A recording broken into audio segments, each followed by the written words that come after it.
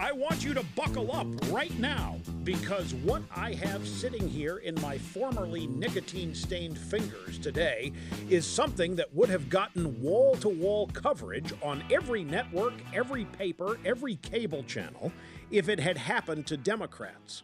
But since it happened to the Democrats, since it exposes the party of our democracy as the most brazen election manipulators this side of the Venezuelan socialist paradise, you are hearing about it from me first. The Trump White House Thursday night dropped a cache of declassified intelligence documents. And what is in these documents? I'm going to let that sink in for a second. What is in these documents is the kind of thing that if a novelist had written it in a thriller in 2019, critics would have said, "Oh, that's too far-fetched. Nobody's going to believe that. Scale it back. Make it more realistic." China.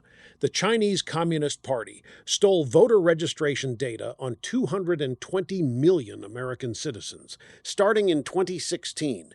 220 million. There are about 330 million Americans total, my friends. That means the Chi-Coms have a file on roughly 2 out of every 3 of us. Name, address, party registration, voting history, and that's just what they were keeping for their records. Because the same batch of documents, also includes intelligence assessments that the Chinese government actively planned to encourage and amplify Black Lives Matter riots in 2020. Using our own media, our own drive-by media, to launder the narrative and tank the election for Donald Trump. And there's a CIA note, declassified, about Venezuela's Smartmatic voting machines potentially being rigged, all in one document dump. And you know what led the news on CNN this morning? I'll give you a hint. It wasn't this. You could search that network with a flashlight and a bloodhound, and you would not find these documents. This is the story. This is the biggest story in the country today. 220 million Americans. China. Election interference. And the drive-by media has decided collectively that whatever they cooked up for their morning outrage cycle is more pressing. I'm Rick LeBow. This is Rush Hour, and we are just getting started.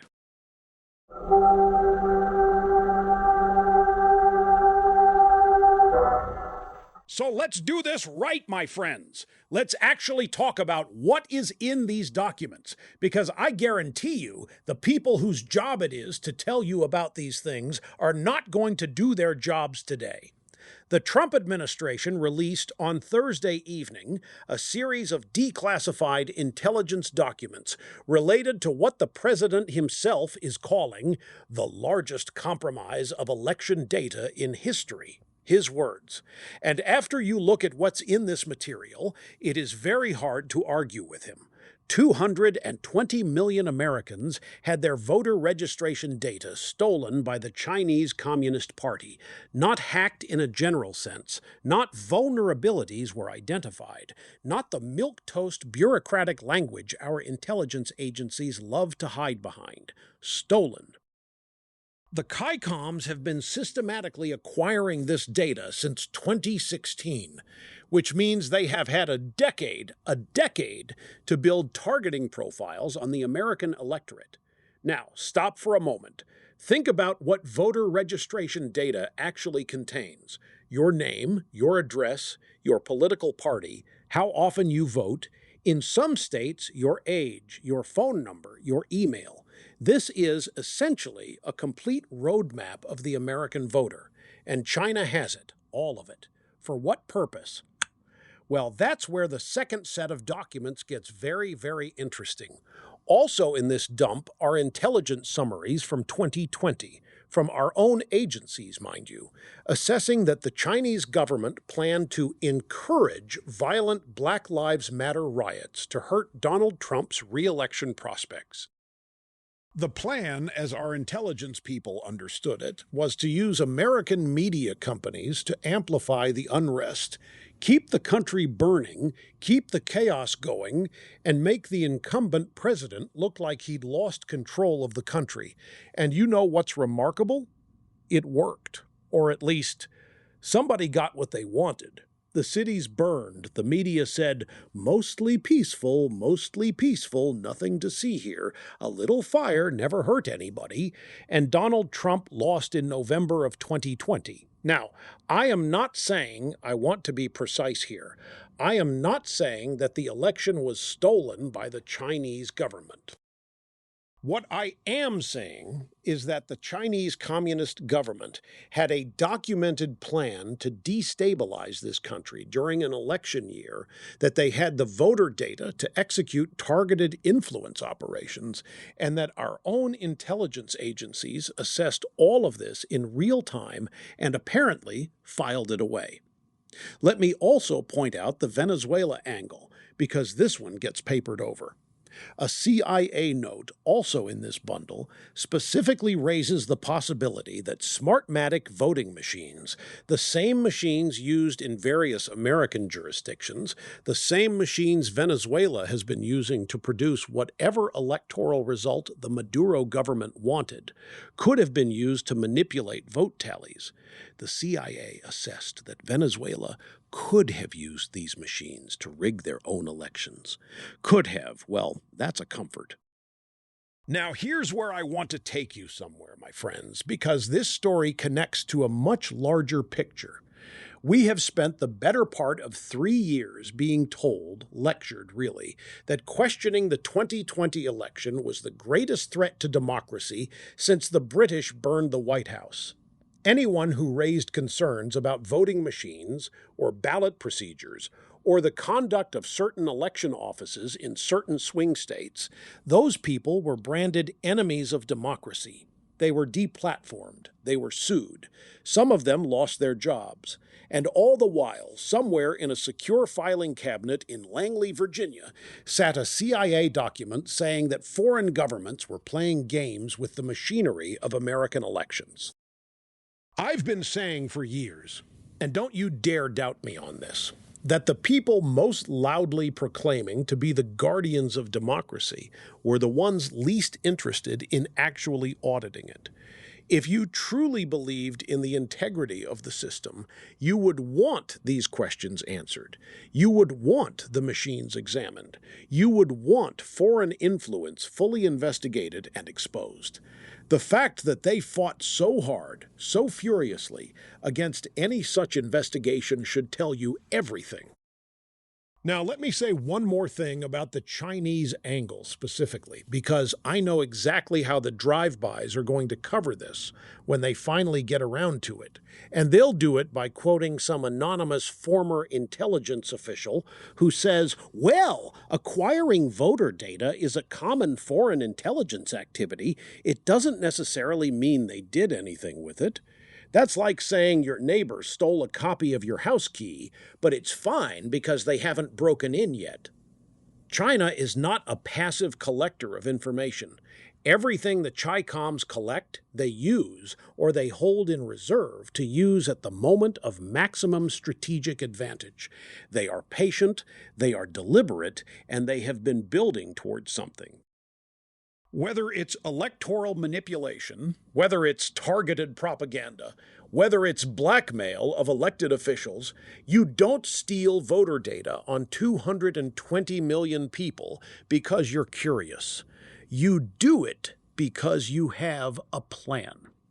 And our media, our intelligence apparatus, and our political class all looked at this and said nothing.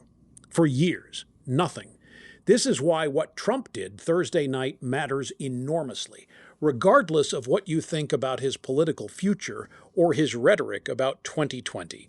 Getting this information in front of the American people, declassifying it, putting it out there for the country to see, is an act of transparency that the previous administration never, under any circumstances, would have performed, because it would have blown up their entire narrative. Barry Obama's entire presidency was predicated on the idea that America had a pure, unassailable electoral system that nobody would ever dream of manipulating, unless those people were Republicans. The national security experts quoted in the coverage of these documents put it very well. They said this should galvanize our resolve. I couldn't agree more, because if this doesn't wake people up to what the Chinese Communist Party is doing inside our country, inside our elections, inside our institutions, inside our media, then nothing will. And we have a Wisconsin nurse sitting in her home making AI-generated Lego videos praising the Iranian government. We'll get to that in a moment. But first, take a look around. Take a look at who is most outraged right now. It's not the people who found out China stole their voter data. It's the people who are furious that anyone dared declassify this and talk about it. That tells you everything you need to know about whose side those people are on.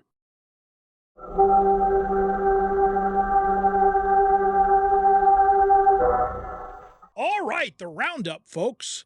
And we've got some good ones today.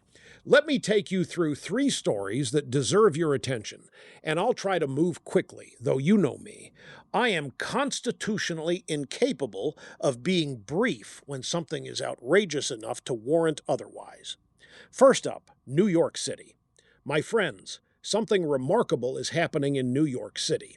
They have a new mayor, a Democratic Socialists of America card carrier. And I want to be very careful here, because when I say socialist, I am not being hyperbolic for effect.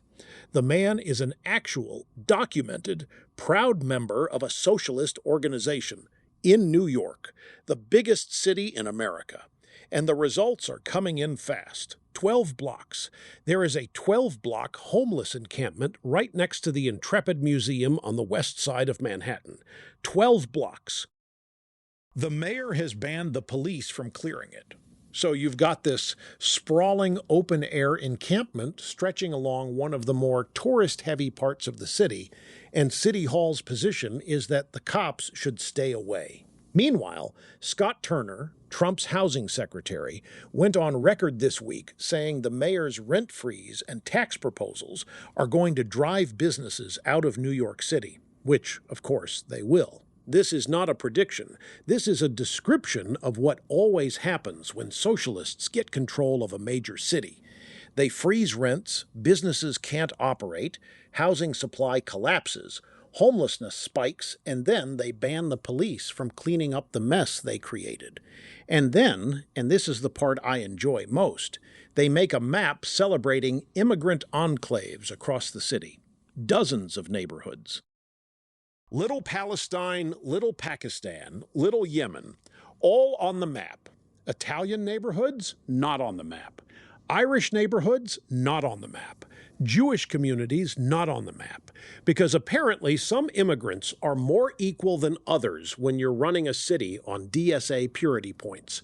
This is, by the way, happening in the same week that House Democrats were on camera dodging questions about the DSA's new platform, which calls for abolishing the Senate, abolishing the presidency, and abolishing the Supreme Court in favor of a parliamentary system. And these House Democrats could not bring themselves to say, "No, I don't support abolishing the Supreme Court." They just walked away from the cameras, changed the subject. That's the Democrat Party in 2026, folks. They can't say they oppose abolishing the Supreme Court, but they can tell you which immigrant communities are worth celebrating on an official city map. Moving on, Canada, our friends to the north. Ontario is on fire, literally. Wildfires ripping through the province, and the smoke is coming down across the Great Lakes, into the Midwest, into the Northeast. People in American cities are dealing with air quality alerts because Canada can't manage its forests. Trump, quite reasonably, said this week that the costs incurred by American citizens from the smoke pollution will be factored into tariffs on Canadian goods, which is a completely logical position. You're sending us your air pollution. You should have some skin in the game. Mark Carney, the Canadian Prime Minister, the former Goldman Sachs guy who somehow ended up running Canada, his response was to say, climate change is everyone's responsibility. Everyone's responsibility. That's what he said. Not we're doing everything we can to contain the fires. Not here's what Canada is doing to manage its forests. Just everyone's responsible, which means nobody's responsible, which means Carney's not responsible. And isn't that convenient? This is the same Mark Carney who, we learned this week, spent $160,000 on airplane food for a single trip abroad. $160,000 on food for one airplane trip. The Canadian Taxpayers Federation broke this story, and God bless them for it, because that is the kind of detail that tells you everything about a man. He can't control his wildfires, he can't manage his forests, he can't stop toxic smoke from drifting into the United States. But when it comes to the catering on his government jet, absolutely meticulous, no expense spared. $160,000 worth of meticulous. Folks, you cannot make this up. And these are the people who want to lecture us about multilateral cooperation and shared sacrifice and the community of nations. The community of nations. Carney is flying around eating a $160,000 meal while his province is burning and his smoke is choking American children. And he wants us to agree that climate change is everyone's responsibility. No, I don't think so. Bill 'em. Finally, and this one is short but it needs to be said, a Wisconsin neonatal nurse, a woman who spent her career caring for premature babies, has built a massive online following making AI-generated Lego animation videos that praise the Iranian government, mock American leaders, and depict attacks on American soldiers and political figures.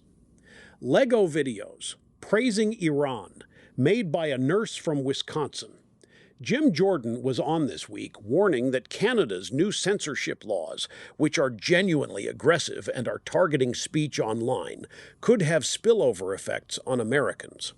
He's right to be concerned, but the censorship problem in this country flows in one specific direction, and it is not in the direction of silencing pro-Iranian Lego propagandists from Wisconsin.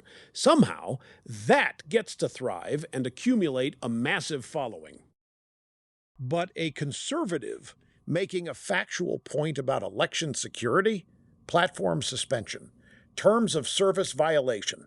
Have a nice day. The all-knowing, all-sensing, all-seeing Maha Ricky has been watching this pattern for a long time, my friends. A long time, and it doesn't get less obvious.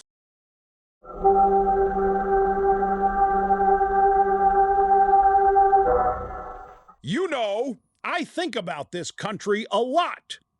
I think about it probably more than is healthy for a man of my age and disposition. I have been at this microphone for a very long time, and I have seen a lot come and go, and I'll tell you what I see right now. I see a political party, the Democrats, that is visibly, publicly, messily falling apart and running as fast as it can toward the one ideology that has failed every single time it has been tried. They have a socialist running New York City. They have members of Congress who can't bring themselves to say they oppose abolishing the Supreme Court. They have a platform from their own affiliated organizations calling to tear down the constitutional architecture of this republic. And the drive-by media's job, their one job right now, is to make sure you never quite see the full picture. To give you the pieces without the frame. To cover the encampment without mentioning the mayor who created it. To cover China's election interference with a 2-paragraph blurb below the fold and then move on to whatever outrage they've manufactured for the week. Meanwhile, out here in the real America, in the cars and the trucks and the living rooms and the job sites, people are paying attention. You are paying attention. That's why you're here, and that is why, after all these years, I still believe in this country with every fiber of my considerable being. The American people are not stupid. They are not naive. They have been lied to repeatedly, and they are tired of it.